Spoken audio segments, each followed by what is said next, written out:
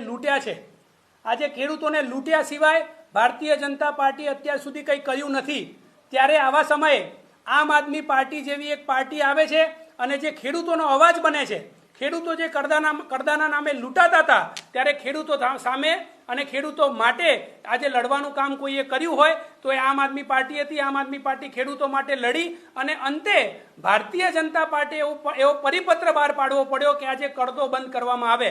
મતલબ કે સાબિત થતું હતું કે આજે ગુજરાતમાં ખેડૂતો કરદાના નામે લૂંટાઈ રહ્યા હતા અને આવા સમયે જ્યારે આમ આદમી પાર્ટીએ ખેડૂતોનું આંદોલન મજબૂત કર્યું, ખેડૂતો આમ આદમી પાર્ટી સાથે જોડાયા અને ખેડૂતોનું આંદોલન વધારે ઉગ્ર ના બને, ખેડૂતોનું આંદોલન વધારે મજબૂત ના બને, ખેડૂતો આમ આદમી પાર્ટી સાથે ના જોડાય, ભારતીય જનતા પાર્ટીના વિરોધમાં ના બોલે, એટલા માટે આમ આદમી પાર્ટીના નેતાઓને અને ખેડૂતોને દબાવવા માટે ભારતીય જનતા પાર્ટીએ એક ષડયંત્ર રચ્યું અને આ ષડયંત્રના ભાગરૂપે આમ આદમી પાર્ટીના નેતાઓને અને ખેડૂતોને જેલમાં પૂરવાનું કામ કોઈએ કર્યું હોય તે ભારતીય જનતા પાર્ટી છે। આજે અમે નથી ભૂલવાના કે કેવી રીતે ખેડૂતોને ઘરમાં ઘૂસીને એમના પરિવારજનોને મારવામાં આવ્યા। આજે મહિલાઓને અને વૃદ્ધોને પણ ભારતીય જનતા પાર્ટીના ઈશારે પોલીસે જે માર્યા છે એ ગુજરાતના ઇતિહાસમાં ક્યારે ખેડૂતો પણ નહીં ભૂલે, આમ આદમી પાર્ટી પણ નહીં ભૂલે અને ગુજરાતની જનતા પણ નહીં ભૂલે। પણ હવે જ્યારે આમ આદમી પાર્ટીના નેતાઓને જેલમાં મોકલવામાં આવ્યા, ગુજરાતની જનતા ઉજાગર થઈ કે કેવી રીતે ભારતીય જનતા પાર્ટીએ ખેડૂતો ઉપર પ્રહાર કર્યા, ખેડૂતોને માર્યા, ત્યારે ખેડૂતોને હવે કોઈ પણ રીતે ખેડૂતોનું આંદોલન દબાવવા માટે ભારતીય જનતા પાર્ટીએ ફરીથી એક ષડયંત્ર રચ્યું અને આમ આદમી પાર્ટીને નીચું બતાવવા માટે, આમ આદમી પાર્ટીના નેતાઓને કોઈ પણ રીતે દબાવવા માટે ભારતીય જનતા પાર્ટીએ ષડયંત્રના ભાગરૂપે રાજુભાઈ કરપડાને હાથો બનાવીને અને કેવી રીતે ખેડૂતોના વિરોધમાં કામ કર્યું, આમ આદમી પાર્ટીના નેતાઓને દબાવવાનું કામ કર્યું, આમ આદમી પાર્ટીના નેતાઓને કોઈ પણ રીતે હેમકેમ પ્રકારે સામ દામ દંડ ભેટ કરીને આમ આદમી પાર્ટીને સમગ્ર ગુજરાતની જનતા વચ્ચે ખોટી રીતે ચિતરવાનું કામ કોઈએ કર્યું હોય તો એ ભારતીય જનતા પાર્ટીના ઈશારે રાજુભાઈ કરપડા દ્વારા કરવામાં આવ્યું। આજે આ પ્રેસ કોન્ફરન્સમાં આમ આદમી પાર્ટીના કાર્યકર્તા વિપુલભાઈ ઠાકોર કે જે પોતે જેલમાં રહ્યા હતા, જે પોતે જેલમાં જઈને આવ્યા અને એમને આજે રાજુભાઈ કરપડાને જ્યારે મળ્યા અને મળ્યા બાદ એમની વચ્ચે જે પણ કન્વર્સેશન થયું જેની અંદર આજે સાફ પુરવાર થાય છે કે રાજુભાઈ કરપડાએ ભારતીય જનતા પાર્ટીના હાથો બનીને ગુજરાતની જનતાને ગુમરાહ કરવાનું, ગુજરાતના ખેડૂતોને ગુમરાહ કરવાનું કામ કર્યું છે। એના પુરાવા સાથે વિપુલભાઈ ઠાકોર આપ સૌની સમક્ષ, મીડિયા સમક્ષ પુરાવા રાખશે। વિપુલભાઈ, જય મિત્રો,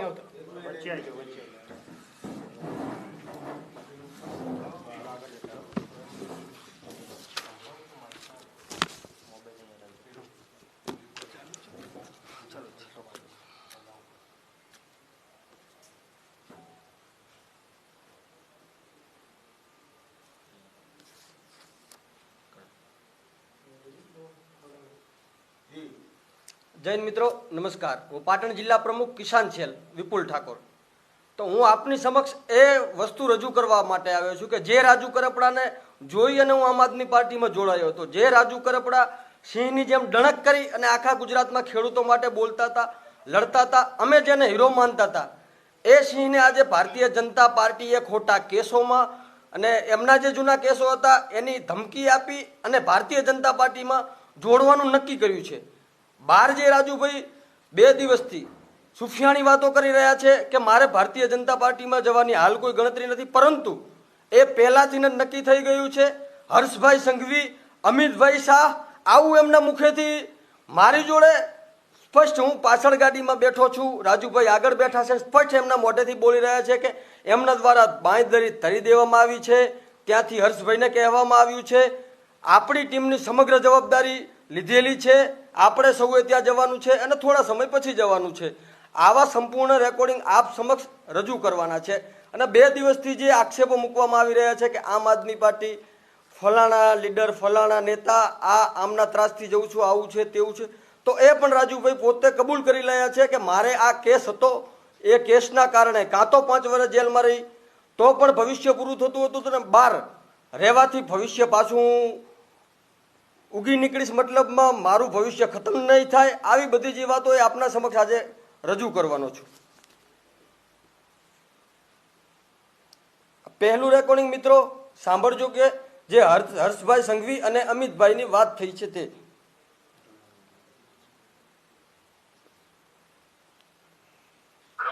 વ્યવસ્થિત આપણે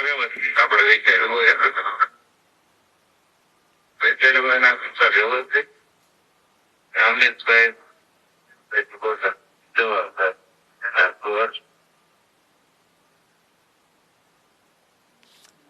આપણે વિચાર્યું હોય ઈ હર્ષભાઈ ને અમિતભાઈ સ્પષ્ટ નામ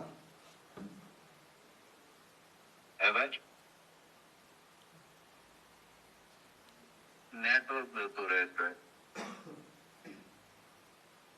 હલો હલો આજે ફોન હતો એ કોઈ પાર્ટીના કાર્યકર્તાનો આવેલો હતો અને એમની સાથે રાજુભાઈ વાત કરતા હતા. મારી ગાડીમાં રાજુભાઈ બેઠા હતા, અમે 3 જણા હતા. રાજુભાઈ આગળની સીટમાં હતા, ડ્રાઈવર મારો ગાડી ચલાવી રહ્યો હતો અને હું પાછળ બેસી રહ્યો હતો. ત્યારનું આ રેકોર્ડિંગ કરેલ છે. એના સિવાય બીજું જે હતું સિવાય તમારો મેસેજ મેં જોયો. સાથે મળે જે કાંઈ કરીએ તે બધી રાસ્તામાં જરૂર નથી. જે થશે ને તે સારું થશે. રહ્યા છીએ સાથે અત્યાર સુધી રહી ચૂકી સાથે. બરાબર.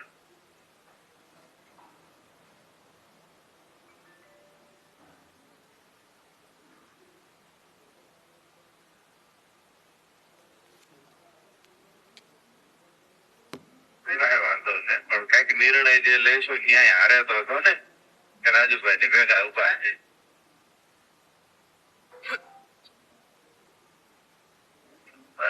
રાખો કે રાજુભાઈ ને ભેગા છો તો કોઈ દિવસ ક્યાં લાંબો હાથ બીજે નહીં કરવો પડે ભાઈ. જેવી ત્યાં સુધી ભેગા રહે.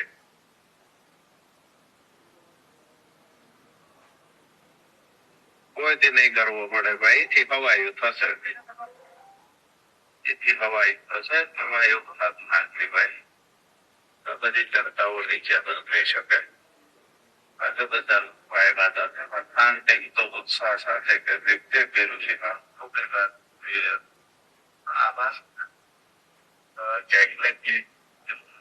બધા લોકો જવા છે. 6-7 વર્ષમાં તો 15 બધો તો કઈ માન્ય અહીંયા બસ પૂરું થઈ જતું. અને એ બધું આપણા જૂના ઓલા એના કરતા તમે એમને તમારી ટીમને તમે કઈ રીતે હાથવી દેવા પ્રોજેક્ટ બધું તમે જો એ કરવાનું છે. જો તમે નહીં પાકો તો સૌથી બધું નુકસાન ભાજપને તમે કરો. એટલે કાતો તમે કાતો અમારે કેમ આપણને જયારે દેખાત અંદર જવાનું વિચાર્યું હોય અંદર જવી તોય ગુરુ આપી એના કરતા બહાર બધું ઉભું કરી લેશું. બહાર એકને આચવી લેશું. બહાર રહીશું તો વાના માતા થશે. સમય લેવો ઓકે જે છે તે ભાઈ સાથે રહેજો અને વ્યવસ્થિત હતા એથી ખવાયા કરશું. બિલકુલ ભાઈ રેડી હતા એથી હવાયા થશું ભાઈ. આપણે 4-5 દિવસમાં રૂબરૂ જ મળીએ છીએ. બરાબર છે. 1% ચિંતા ના કરતા બધા કાર્યકર્તા ને કહેજો કે જે હતું એથી હવાયું થશે. બરાબર છે. વ્યવસ્થિત રીતે બધું ગોઠવા છે. ખેડૂતોને કામ થતા એથી 1.5 ગણી વધારે સ્પીડ થી કામ થશે ભાઈ. બરાબર. ભલે ભાઈ. હા ભાઈ. જવા તો આ ઘટના જે દિવસે રાજુભાઈએ આમ આદમી પાર્ટીમાં રાજીનામું આપ્યું એ જ દિવસે સવારે 10 વાગે જ્યારે મને ખબર પડી કે રાજીનામું આપ્યું છે ત્યારે રાજુભાઈને પર્સનલ મેં ફોન કર્યો હતો. થોડી વાર રહીને ફોન કરું આવું કહેવામાં આવ્યું. પછી જે મેં જોઈન કરેલા મારા કાર્યકર્તાઓ એમના ફોન મારામાં ચાલુ થઈ ગયા કે વિપુલભાઈ તમે અમને જોડ્યા છે, આજે રાજુ કરપડા પાર્ટી છોડે છે, આપણે પણ છોડીએ. પરંતુ સાચું શું છે ખોટું શું છે એ જાણ્યા વગર સાચા રાજુભાઈ છે કે આમ આદમી પાર્ટી સાચી છે? તો આ રેકોર્ડિંગને લઈ અને સાચી આમ આદમી પાર્ટી છે ને રાજુભાઈ કરપડા પોતાના સ્વાર્થ માટે પોતાના કેસથી ડરી ગયા, બોખલાઈ ગયા, એના કારણે પાર્ટી છોડી રહ્યા છે. સ્પષ્ટ કહી રહ્યા છે કાં તો 5 વર્ષ જેલમાં જવું તો પણ ભવિષ્ય પૂર્ણ થાય છે અને બહાર રહું તો એનો કોઈ ફાયદો નથી. એના કરતાં ભાજપ કે એમ ભાજપના ઈશારે નાચું, ભાજપના ઈશારે રહું, આવું એમને કર્યું.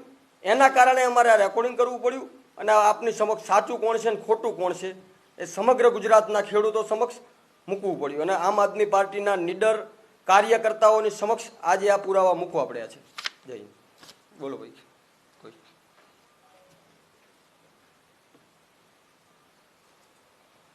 રેડી બીજું કઈ કે પછી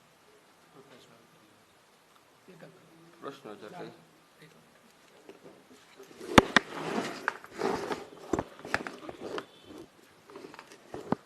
આજે આ જે પુરાવા છે એનાથી એ સાબિત થાય છે કે આજે ભારતીય જનતા પાર્ટી એ ફક્ત ને ફક્ત એક જ પાર્ટીથી ડરે છે. એ પાર્ટીનું નામ છે આમ આદમી પાર્ટી.